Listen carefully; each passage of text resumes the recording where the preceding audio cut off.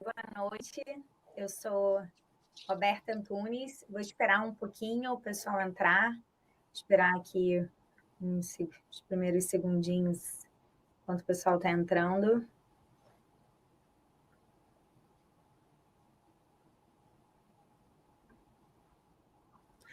Oi, pessoal.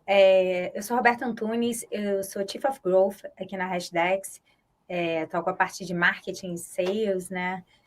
E muito do que a gente faz é essa parte educacional, de explicar mercado, explicar movimento, explicar tecnologia, explicar o que está acontecendo. Então, hoje eu estou aqui com o nosso assunto mais recente, que é o que aconteceu com a FTX, como isso deve impactar o mercado no curto prazo e como evitar esse tipo de exposição a risco. Vou apresentar nossos convidados, mas antes disso, queria só falar para vocês para mandarem as perguntas. Se tiver, a gente vai falar sobre assuntos complicados aqui que geram bastante dúvida, então fiquem bem à vontade de mandar perguntas aqui no chat, tá bom? Então, a gente está com o Bruno Leonardo, que é o nosso Head de Operations na Hashdex, e a Juliana Wallenkamp, que é diretora institucional da Bitco na América Latina. Bem-vindos, pessoal. Boa noite, Roberta. Boa noite, pessoal. Eu sou Bruno, estou aqui na Hashdex desde 2018, quando a gente abriu a Hashdex. Eu toco as operações, toquei o risco durante grande parte da vida da empresa. E prazer estar aqui com vocês falando sobre isso. Boa noite, pessoal. Obrigada pelo convite. Estar aqui com a Roberta e com o Bruno para esse bate-papo. Meu nome é Juliana Wallenkamp, para quem não me conhece. Eu sou diretora institucional da BitGold para a América Latina. Já trabalho no mercado de cripto tem um pouquinho mais de 5 anos, né? E vai ser um prazer bater esse bate-papo aqui com vocês, explicar um pouquinho o que aconteceu e como que a gente consegue ajudar, né, investidores institucionais a não sofrerem do mesmo risco no mercado. Legal. Gente, para começar, eu acho que vale dar um contexto um pouco do que aconteceu, afinal, com a FTX. Algumas pessoas pegaram a história pela metade, nem todo mundo entendeu direito o contexto. Então, se puder explicar um pouquinho o que aconteceu no caso da FTX que impactou tanto o mercado, acho que é um ótimo começo. FTX é uma exchange de cripto, né? uma bolsa de criptoativos. Ela, até iníciozinho de novembro, ela era a segunda maior bolsa de cripto, que teve foi uma ascensão meteórica para tomar essa segunda posição. Ela teve investimentos da própria Binance, que hoje é a maior exchange de cripto que tem no mundo. E mais ou menos em 6 de novembro, algumas mensagens começaram a surgir em redes sociais, dizendo que um dos maiores investidores da FTX ia começar a vender os seus ativos, as suas posições, e isso gerou uma corrida aos depósitos da própria bolsa. Não se sabia muito bem o que estava acontecendo. A princípio era só o dono da própria Binance que estava falando que ia vender os seus tokens, não se tinha muitas explicações do que estava acontecendo, e à medida que a história foi desenrolando, descobriu-se que a FTX ela tinha emprestado os seus tokens o FTT, né, que eles foram emprestados à empresa parceira, que era a Alameda Research, do próprio fundador da FTX, e que isso gerou uma insolvência na exchange, ou seja, foram ativos que eram dos clientes, foram emprestados à empresa que era a Alameda Research, e que devia a várias outras empresas, e isso se tornou a exchange insolvente em questão de poucas horas ou dias, assim, alguns dias você acabou tendo, a FTX acabou indo à falência. E aí, acho que só dando um passo atrás aí, né? A gente fala muito sobre custódia de cripto. Queria só, já que a gente está nesse assunto, você contar um pouquinho para a gente, Juliana, quais são as opções de custódia de cripto, né? Afinal, como é que ela é feita? Como é que essa custódia é feita? Quais são as opções para o investidor? Cuidados a serem tomados? Claro. Isso é um ponto bem interessante, né, Roberta? Porque quando a gente fala hoje sobre o mercado cripto, os papéis eles ainda estão muito misturados, principalmente para as exchanges. Então, a gente acaba tendo um ator sendo responsável tanto pela parte de negociação, de distribuição, de custódia, de administração dos fundos, né? Sem muita transparência, porque ainda falta muita regulamentação. Que era o caso da FTX, né? Exatamente. Que fazia esse multipapel aí, Exatamente. Né? Acaba que ficava sendo tudo muito centralizado no mesmo ator, né? E, como eu disse, sem muita transparência. Um ponto que eu acho super importante ressaltar também, que o que aconteceu com a FTX, na verdade, não é um problema direcional do mercado de cripto. Então, o Bitcoin continua sendo Bitcoin, a blockchain continua sendo a blockchain, o Ethereum continua sendo o Ethereum. O que aconteceu foi uma fraude financeira, como já aconteceu no passado também com outros mercados, só que novamente, a gente está num mercado não regulado em muitos países, a gente acaba abrindo uma brecha para que isso seja mais fácil, né, de ser desenvolvido. Então, qual que é o papel do custodiante nisso tudo? A BitGo é uma empresa que há 9 anos ela se preocupa principalmente com o mercado institucional, né? E a gente é uma empresa de infraestrutura. Então, a gente é o que a gente chama de custodiante qualificado, né? A gente é regulado como uma trust company em 4 jurisdições diferentes, e isso mostra muito a diferença dos tipos de custódia que hoje a gente tem disponível, né? Então, hoje você pode fazer uma custódia de ativo digital, seja numa hot wallet, seja numa cold wallet, e ainda assim esse parceiro não ser um ator regulado, né? Então, esse é um ponto importante para frisar. Quando a gente fala de um custodiante qualificado e regulado, e ainda sendo uma trust company, a gente tem que obedecer requisitos tanto de auditoria como de compliance, QIC, extremamente restritos. Então, são práticas geralmente muito bem estabelecidas, né? Práticas que são costumes já do mercado tradicional, que a gente traz para o mercado de cripto, principalmente porque hoje a gente só atua no mercado institucional, né? Então, ainda que a gente esteja falando com uma exchange como um potencial cliente da BitGo, ou de um asset manager, ou de um banco tradicional de varejo, ou de um banco de investimento, as práticas são as mesmas, né? Então, alguns principais diferenciais que a BitGo hoje tem em cima dessa custódia que a gente chama de cold storage é que tudo é segregado, né? Então, todas as wallets de nossos clientes são segregadas, a gente não tem a menor ingerência em cima desses fundos, o cliente ele é responsável por essa movimentação, a gente tem o dever fiduciário como trust company em cima desses tokens que são hoje salvaguardados com a gente, né? A gente tem hoje protocolos de assinatura que são o que a gente chama de multi-signature, ou seja, eles são quebrados em múltiplas etapas, sendo impossível, pelo menos nesses últimos 9 anos de história da BitGo, impossível de serem hackeados, a gente nunca teve um hackeamento.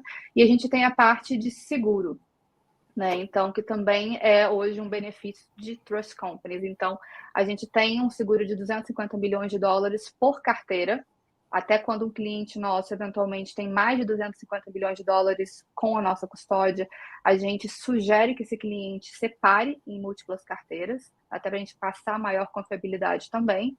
Mas, como eu disse, isso nunca foi, a gente nunca sofreu nenhum tipo de ataque bem sucedido de hackeamento, e esse seguro ele cobre tanto a parte de perda de chave, mau uso interno de funcionário, hackeamento externo de rede, qualquer tipo de roubo, né? Que seja ou não ingerência da BitGo. Então, a gente consegue hoje trazer toda essa estrutura, todo esse arcabouço para os nossos parceiros e para os nossos clientes. Eu acho que um dos pontos fortes que você falou, Juliana, que vale frisar, é qual é o tipo de regulação que cada parceiro está sujeito, né? Uma das coisas que são importantes é que regulação, você pode definir regulação como só simplesmente prevenção à lavagem de dinheiro, que é um tipo de regulação. Você pode estar falando só questão de regulações que exigem a segregação de portfólio, como a regulação que vocês estão sujeitos e tudo mais. Então, só falar que é regulado não adianta. Você tem que ver qual é o tipo, quais são as regras que aquela regulação exige, o que ela exige do parceiro, a barra tem que ser de fato muito alta para você poder ter a certeza de que aquilo não vai... Esse tipo de problema, principalmente com o custodiante, que é uma das partes principais do processo de investimento financeiro como um todo, que essa parte não vai ser uma ponta fraca, um elo fraco na cadeia como um todo.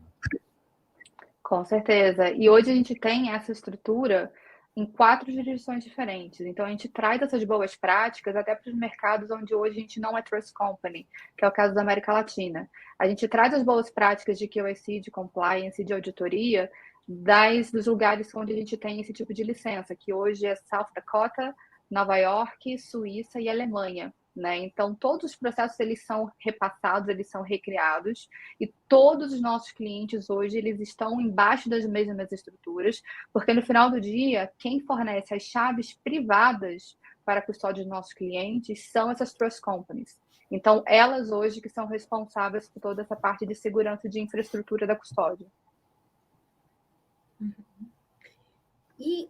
Pessoal, e voltando para o caso da FTX, assim, o que poderia ter sido feito para evitar essa quebra generalizada Bom, ali? acho que a princípio ficou claro que foi como a Juliana falou, foi mais um exemplo de má administração, falta de controles, e que simplesmente não adianta, e mais um exemplo que não adianta só você confiar na palavra ou no que a pessoa está falando, o que a empresa está falando, né?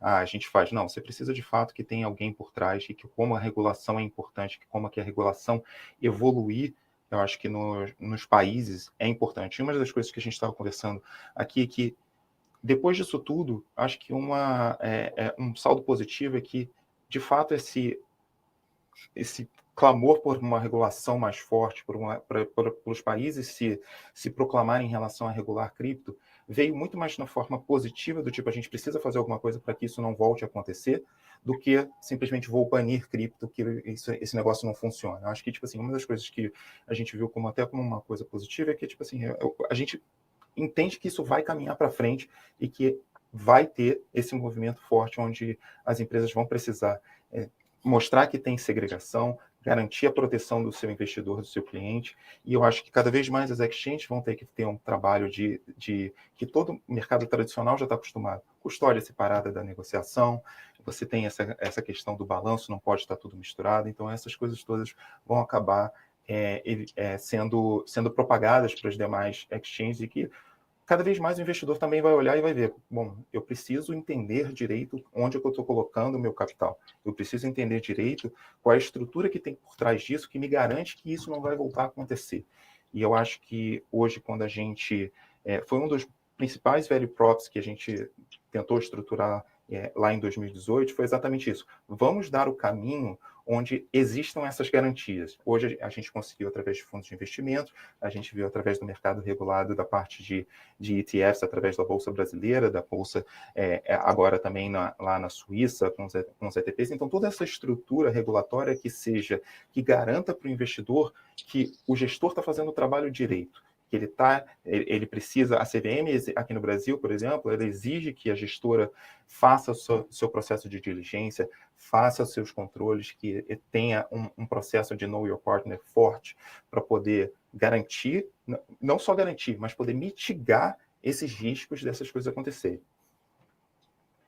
Não, com certeza. Eu acho que no final do dia são regras mais claras e papéis mais transparentes, né? Resumindo tudo que o Bruno falou, é você de fato saber, né, que empresa deve ser responsável por que tipo de elo dessa cadeia, né? No caso de um asset manager, responsável pela gestão, responsável pela distribuição, no caso de um custodiante, responsável pela segurança, né, e pela infraestrutura da onde esses tokens estão guardados, e por assim sucessivamente. E, obviamente, do ponto de vista de quem está investindo, né, do institucional, até mesmo do varejo, fazer um pouquinho a lição de casa, entender quem é que está por trás dessa empresa, quem é que está por trás dessa estrutura, aonde essa empresa é regulada, se ela for regulada ou não, quem que é a equipe de gestão, né, responsável por essas atividades, responsável por essas estratégias, qual que é o tracking record dessas empresas, né, que outros projetos dessas pessoas também se envolveram antes.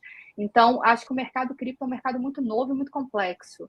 Né? A gente olha para trás, a gente não tem nem 15 anos de mercado, a gente tem muita coisa sendo criada ao mesmo tempo que está sendo escalada. Então, é um trabalho muito desafiador para todo mundo, ao mesmo tempo que a gente tem um caráter de tecnologia inerente muito forte, então também não é óbvio, às vezes, navegar em áreas, né, de uma alocação de cripto, de uma área de DeFi, de você fazer a sua guarda das suas chaves. Por isso que é importante dar um passo para trás, né, ficar com bons parceiros do seu lado, entender quem são as empresas de fato sérias fazendo um bom trabalho no mercado.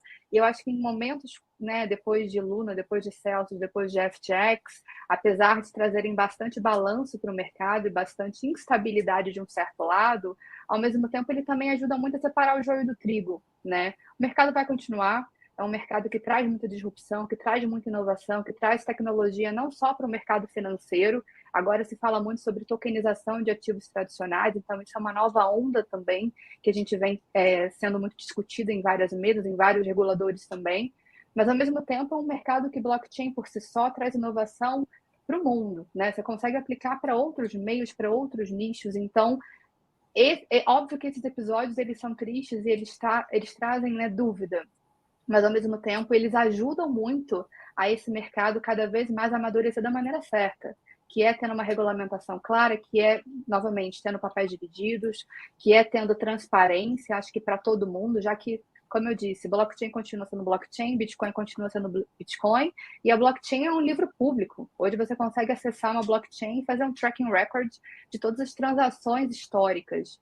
E eu acho que esse é o ethos do mercado, e isso não vai parar, isso não vai morrer, isso não vai também se abalar diretamente por conta de problemas de gestão como os que aconteceram nessas empresas.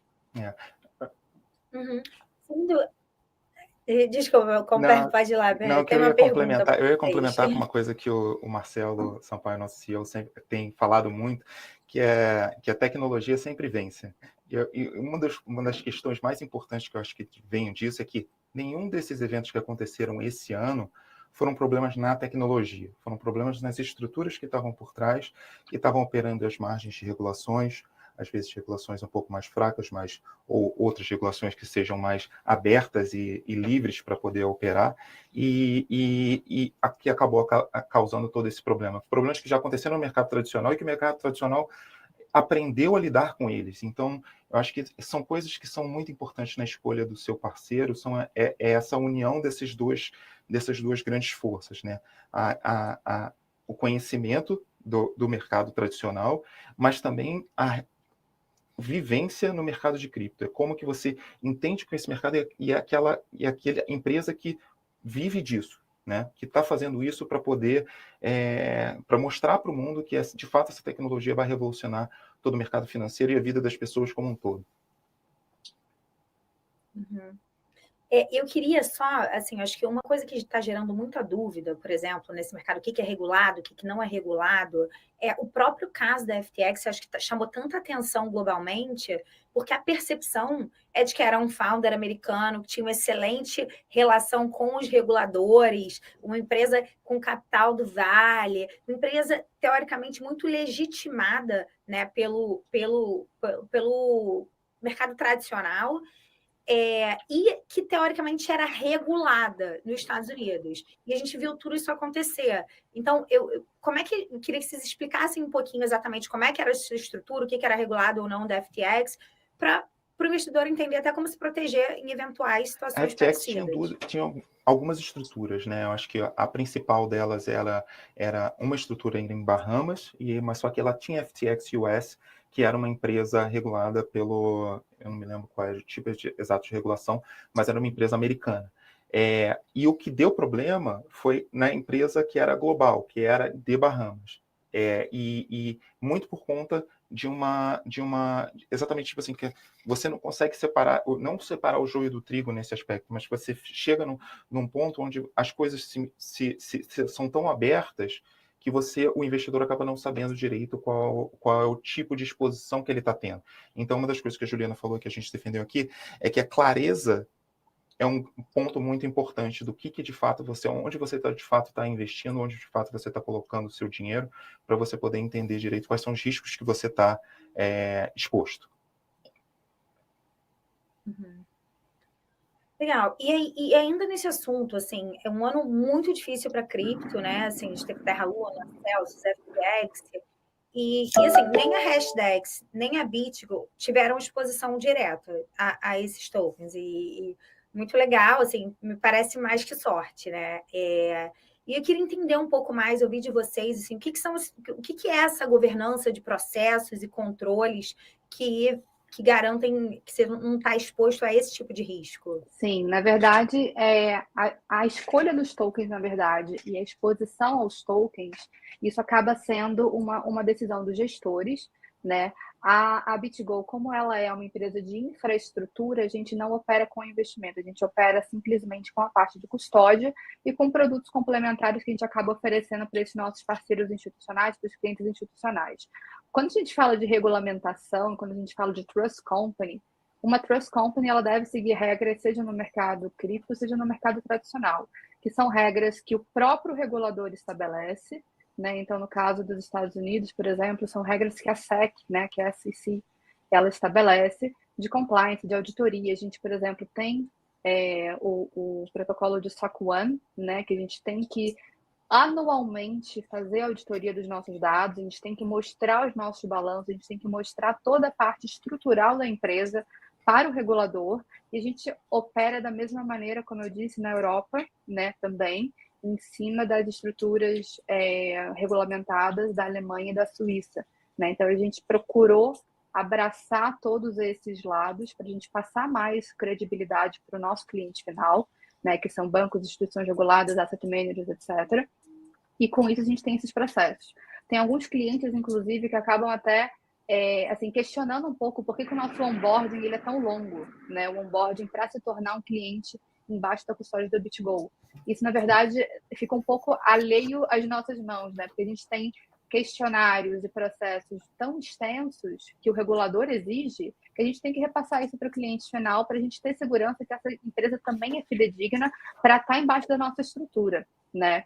Então, esse é um pouquinho do exemplo. E, por exemplo, também quando a gente decide listar um token novo para a gente fazer uma custódia, hoje a BitGo tem mais de 600 tokens, a gente faz um due diligence imenso em cima desses tokens. Então, a gente procura saber qual que é o token economics por trás desse projeto, quem que é o time, aonde essa empresa está estabelecida, quais são as normas que hoje essa empresa, essa entidade está seguindo para fazer essa listagem, para fazer esse market desses tokens no mercado secundário. Então, são premissas básicas, né, de compliance, de know your customer, que a gente precisa ter, né, para no final do dia a gente ficar compliant a esses reguladores que hoje a gente segue as normas offshore, né?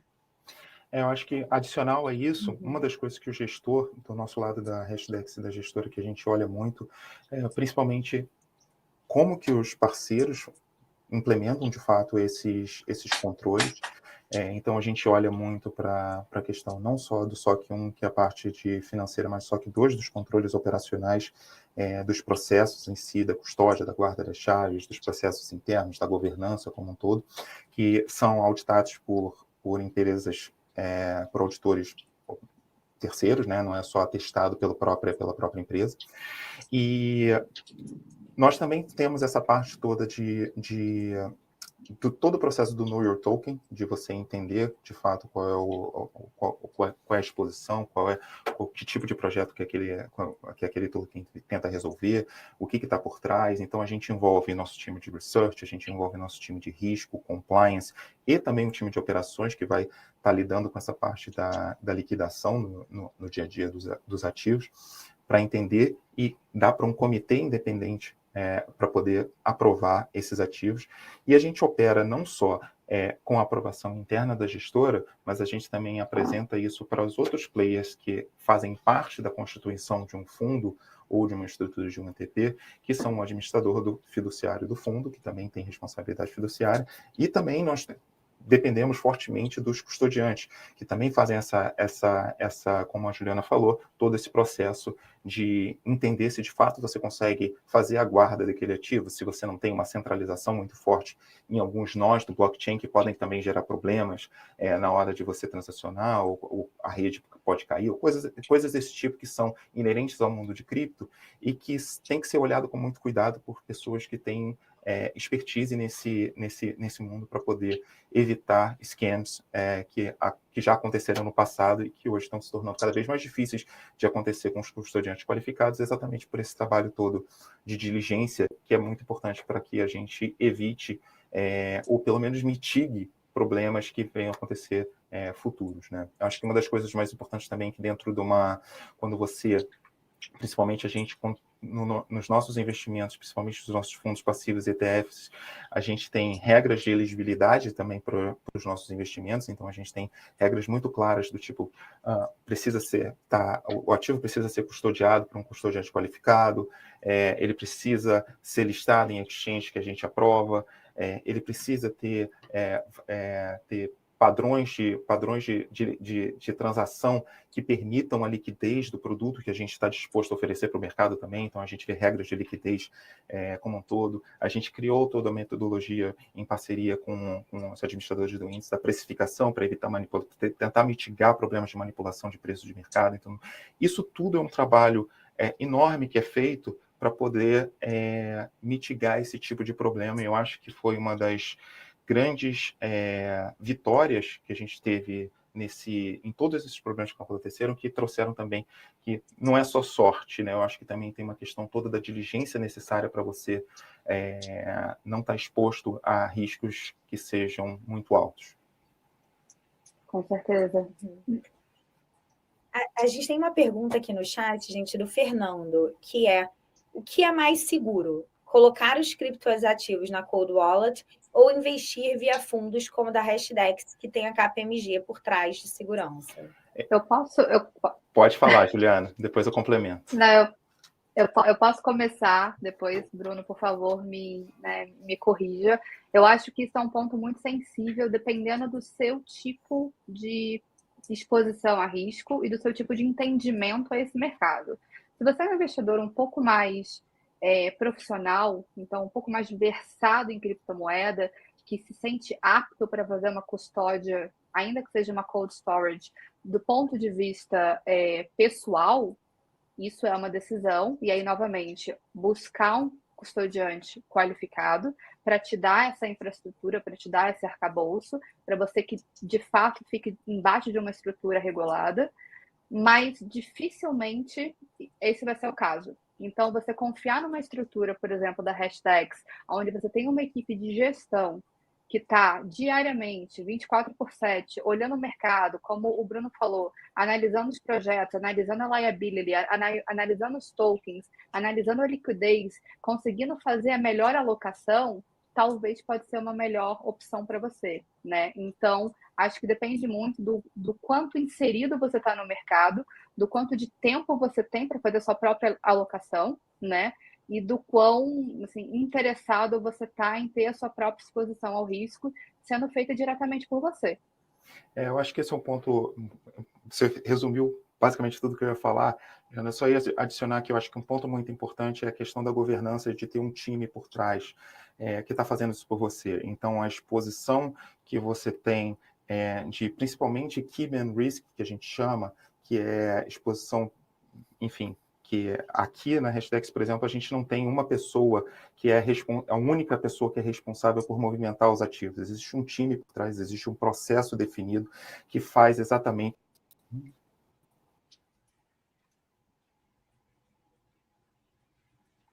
Perdemos o Bruno? Perdemos o Bruno. Voltei? Perdemos o Bruno. Voltou? Eu voltei. Tudo bom? Não, o que eu estava falando da questão da governança, que eu acho que é a mais importante, que você não está exposto só simplesmente aqui na Hashdex a gente não tem uma única pessoa que é responsável por movimentar os ativos, né? A gente tem uma equipe de gestão, processos definidos que não dependem de um só, envolvem um administrador, envolvem outras partes, para poder garantir que você não vai ter essa perda e essa segurança física mesmo, sua, de não ter uma exposição tão alta também numa coisa que você pode movimentar, né? A Raquel aqui no chat colocou aqui, parece que eu pensando com os botões, que Cold Wallet é a mesma coisa que guardar dinheiro em casa, em cofre, versus o banco, um custodiante legalizado. E eu acho que é uma boa analogia, né? Porque se você está fazendo o Cold Wallet, você está assumindo a gestão, a responsabilidade sobre o armazenamento daquilo, e tem muitas questões que têm que ser pensadas sobre perda de acesso, no eventual acontecer alguma coisa com você, né? Sucessão. Como é que isso, sucessão. Então, assim, de fato, eu acho que é uma boa analogia com os cuidados que você deveria ter ter se tivesse deixado esse dinheiro dentro de uma parede, por exemplo. Com certeza. E eu acho que uma das principais missões realmente da BitGo, desde da concepção da empresa, né? E era uma dor muito forte que o Mike Belch, que é o nosso CEO, e quem criou, na verdade, o protocolo de Signature Wallet, uma coisa que ele sempre teve em mente é: a missão da BitGo é se preocupar em oferecer a melhor segurança e a melhor infraestrutura. Nossos clientes só precisam se preocupar em escalar os negócios deles, né? Seja ele qual for, seja um fundo de investimento, seja eventualmente uma parte de hot wallet também, de software para cliente final, seja um buy, sell and hold de cripto, e ele não precisa se preocupar em ter essas chaves, em ter essa preocupação na custódia dessas chaves, porque como a gente está discutindo aqui, muita coisa pode acontecer. Você pode perder um hardware, você pode perder a chave, você pode sofrer um hackeamento, porque a sua rede talvez não seja segura o suficiente para você fazer essa parte de custódia, né, de forma proprietária. Então, são tantas intempéries que podem acontecer no meio do caminho, que no final do dia é mais fácil, mais barato e mais seguro você, de fato, confiar numa empresa que está há muito tempo no mercado, desde a sua concepção, se preocupando exatamente em sanar essa dor, do que correr o risco e, acima de tudo, que seu cliente final corra o risco de acontecer alguma coisa com esses tokens, né? Seja por um mau uso, seja por um vazamento de informação que às vezes acontece internamente com os próprios funcionários. Então, quando a gente está falando de estruturas que foram criadas para olhar para essas dores, para olhar para esses problemas e trazer uma solução, acho que no final do dia faz um pouco mais de sentido, né? Ainda mais porque traz um pouco da imagem que você quer passar para o mercado. No final do dia, qualquer investimento, eu vou sempre bater na tecla que investimento é confiança. Então, você não vai deixar o seu dinheiro hoje com qualquer banco, você não vai fazer a sua alocação com um parceiro, com um asset manager, com um financial advisor que você não confie, né? Então, por que você deixaria os seus tokens também em algum lugar onde você não confia? O paralelo é o mesmo. Com certeza. E aí, a gente está caminhando para o final, pessoal, mas eu queria abordar um pouquinho a perspectiva pelo lado do investidor institucional, né? Tem algo a mais que ele precise olhar se decide uma alocação em cripto? Quais são as principais perguntas? E também, quais são as perguntas que um investidor deveria estar perguntando para os seus gestores de fundos de cripto, né? Assim, o que as pessoas deveriam estar preocupando com a Hashdex ou com qualquer outra gestora de cripto para ter certeza que está tudo bem? Eu posso começar também, depois o Bruno puxa do lado de alocação e de gestão, né, de investimento, mas eu acho que do ponto de vista de custódia, né, um ponto importante é nem toda custódia foi criada igual e nem toda custódia é igual, né? Então, como a gente falou lá no comecinho, a gente tem hoje as hot wallets e as cold wallets. Então, quando você vai buscar um provedor de custódia, quando você vai buscar essa instituição para te ajudar, é perguntar, né? Essa custódia é qualificada? Essa custódia hoje ela é regulada em alguma jurisdição? Que tipo de regulamentação você tem? Que tipo de licença você tem? É uma licença ou é simplesmente um registro para operar em algum país? Né? O que acontece com esses meus fundos se esse meu custodiante ele sofreu uma falência, por exemplo? Quais são os processos que esse custodiante hoje tem contra perda, roubo de chave, mau uso de chave? Quais são os mecanismos de segurança, de seguro que esse custodiante está te oferecendo hoje também? Quem que é a empresa que está fazendo o back-end desse seguro? É uma empresa reconhecida no mercado? De quanto que é esse seguro? Né? Então, acho que do ponto de vista de custódia, esses são os fundamentos principais, né? Seja para o player, de novo, varejo ou player institucional, se perguntar quando for buscar uma opção de custódia. Eu acho que o resumo disso tudo é diligência, é fazer a due diligence, é entender, e eu acho que não só fazer as perguntas básicas, você tem que fazer as perguntas certas, exatamente como você falou. Eu acho que como é que você atua, quais são os custodiantes que você escolheu, qual é a jurisdição que você está operando, quais são os seus controles de risco por trás, como é que você opera alavancado ou não opera alavancado, qual é o tipo de exatamente das instituições que você opera, quais são os controles que você tem para selecionar as suas instituições. Então, do ponto de vista, acho que do gestor, você tem essas perguntas que vão não só na questão da custódia, como você falou, como é que você... essa questão cada vez mais as pessoas estão entendendo que essa é uma dos pontos fundamentais do mundo de cripto, que não adianta você estar só simplesmente exposto ao cripto, você tem que saber onde você guarda, como é que você se dá a questão da... Por exemplo, a gente aqui dentro da Hashdex, a gente tem, dentro dos nossos controles e procedimentos de governança, a gente sabe que as exchanges são os maiores vetores hoje de ataques de hackers. Então, dentro dos nossos controles, a gente exige que toda a operação ela seja liquidada no espaço de tempo mais curto possível. Então, você envia o dinheiro para o exchange, faz as operações todas e volta de volta para cold storage. Então, e cada vez mais a gente sabe que o mercado, a infraestrutura vai evoluir também. Daqui a pouco a gente vai começar a operar também de cold storage. A gente sabe que isso tudo vai evoluir, mas até chegar lá, você precisa entender como cada gestor cuida dos seus processos para poder garantir que esse tipo de problema não vai ser afetado e você não vai passar por esse tipo de exposição e de risco. Legal. Gente, a gente está caminhando para o final mesmo aqui, e então eu acho que o que eu queria pedir era uma mensagem final de vocês, assim, o que vocês esperam agora, tá, no impacto de curto prazo, com a visão de longo prazo para a indústria, um fechamento do que está passando pela cabeça de vocês aí sobre esse momento de mercado, mas a visão de longo prazo também. Eu vou resumir numa frase que eu adoro e acho que ela é bem pertinente para o mercado, principalmente nesse momento que a gente está, que é trust but verify. Eu acho que essa é a lição no final do dia, esse é o dever de casa que a gente tem que fazer, é de fato entender que esse mercado tem muito potencial, mas acima de tudo entender com que empresas você está lidando quando você resolve fazer uma alocação.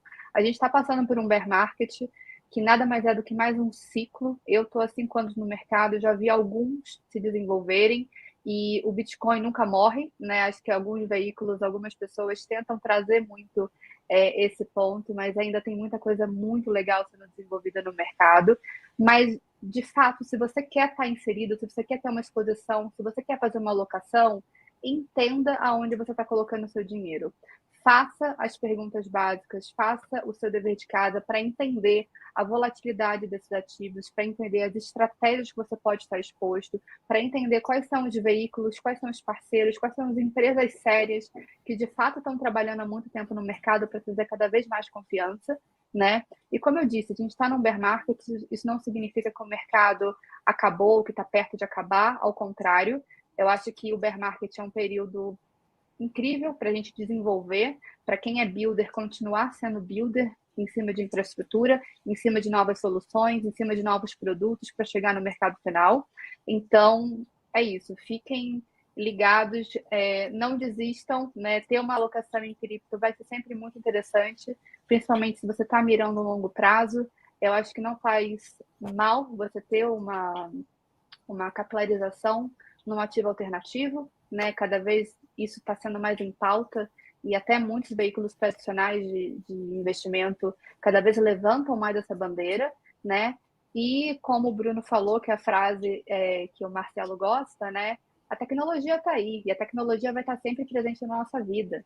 Então, cada vez mais a gente vai ver casos de usos reais, usando criptomoedas, seja para pagamento, seja para meio de transferência, seja para investimento, seja como o arcabouço, a infraestrutura base para outras tecnologias surgirem, né? Então, eu sou muito entusiasta, eu sou muito enfática quando eu falo sobre blockchain, sobre cripto, e eu acho que muita coisa ainda muito legal vai ser desenvolvida, e isso tudo está sendo construído agora. Mas, verify. Eu acho que, no longo prazo, acho que a tese de cripto continua intacta. De tudo que a gente viu lá em 2018, que a gente vem acompanhando o pessoal que está cripto mais tempo, acho que a tese de longo prazo ela continua intacta. A gente vê que, depois de todas essas crises que aconteceram, liquidez, março e abril de 20, quando o Fed iniciou o processo de aperto monetário, quando teve essa crise da 3AC, da Celsius, da FTX, quando abriram falência, os protocolos continuaram os mesmos, as blockchains continuaram operando e as políticas monetárias também continuaram inalteradas. Não teve alteração no mundo de cripto. eu acho que um ponto importante que a gente viu agora é que a autorregulação por si só ela não é suficiente. Acho que novas regras e mecanismos de fiscalização sobre os prestadores de serviço centralizados vão ser cada vez mais necessários, tem que se intensificar e os governos vão ter que atuar mais fortemente. Enquanto isso, a gente tem que escolher e olhar muito bem quais são as regras hoje que são boas e que tem que drivar o mercado para frente, né? Acho que é uma das coisas que a Bitcoin tem que sempre essa questão de olhar para a regulação, trazer o que é forte, o que não é, e a gente precisa que as regulações nos países caminhem para se intensificar, para poder trazer o que tem melhor do mundo de cripto e tirar o... Legal. Não, do meu lado, eu também sigo otimista com a indústria no longo prazo. Eu acredito muito nos fundamentos da tecnologia e acho que a gente acreditando que blockchain é o futuro, entendendo o potencial que ela tem para transformar tantas indústrias, assim, é quase impossível acreditar que as criptos não valorizem com isso, né? Mas, de novo, quando a gente está falando em cripto e em inovação, a gente está falando em horizonte de longo prazo. Então, acho que quando a gente está falando com o investidor, assim, se você pensa em alocar uma parcela de sua carteira de investimento, sempre pensar num horizonte ali de 3 a 5 anos, pelo menos, porque a volatilidade pode ser muito alta no dia a dia, tá? E uma alocação responsável, que você aguente ali esperar esse período, tá? Obrigada, gente. Obrigada, Bruno. Obrigada, Juliana. Eu queria dizer que a gente está sempre à disposição também nos canais da Hashdex para tirar qualquer dúvida. Se tiver alguma coisa que não ficou clara, que você ainda queira saber sobre investimento, pode mandar para a gente por mídia social, pelo nosso site, e-mail, vai ser um prazer responder. E estamos aqui para, assim, sugestões também de próximos assuntos para trazer mais notícias do mercado para vocês. Do ponto de vista da BitGo também, Roberta, eu queria agradecer a presença de todo mundo, né? Acho que é muito importante esse espaço de discussão, então agradecer bastante vocês da Hashdex por ajudarem também essa missão de trazer mais transparência para o mercado, né? E trazer, de fato, a importância da gente passar credibilidade para o investidor final. Caso alguém tenha alguma dúvida sobre custodiante qualificado também, eu fico à disposição, a gente tem os canais aqui abertos para a gente responder qualquer pergunta, né? E acho que, como a gente veio falando, né, durante esses últimos minutos, o mercado ainda tem muito potencial e saber, né, quem são as empresas e confiar nessas empresas que estão fazendo um bom trabalho, eu acho que ajuda bastante o desenvolvimento, né, orgânico e sustentável desse nosso ecossistema que é tão novo. Legal. Agradecer a todo mundo, obrigado, pessoal. Adoro falar sobre esse tema, principalmente quando a gente fala de operação e de risco, são as coisas mais legais para a gente poder falar. Legal, pessoal. Obrigada. Boa noite. Tchau, tchau. Obrigada. Boa noite.